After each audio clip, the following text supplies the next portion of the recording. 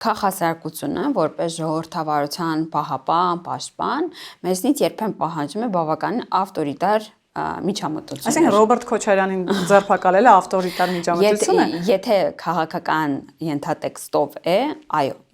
ես ակնկալում եմ մեր իրավապահ համակարգից, որ այն բոլոր հարցերը, որոնք առկա են, պատշաճ կքննվեն եւ կունենան իրավական հետևանքներ։ Այսինքն օրինակ պահանջել հիմա Ռոբերտ Քոչարյանը որպես քաղաքական ուժի խոսվել է ընտրակեղծարարության մասին, այդտեղ ուրեմն պետք է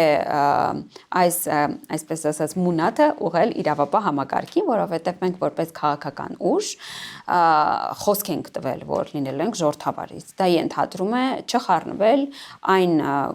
ուրեմն իրավական գործընթացներին, որոնք առկա են երկրում, եւ լավարկել օրենսդրությունը, որն արդեն արել ենք, ապահովել քաղաքական ուժերի թափանցիկությունը, որն արդեն արել ենք, պահանջել հայտարարագրերի ներկայացում, կուսակցությունների թափանցիկ գործունեություն, որն արել ենք, եւ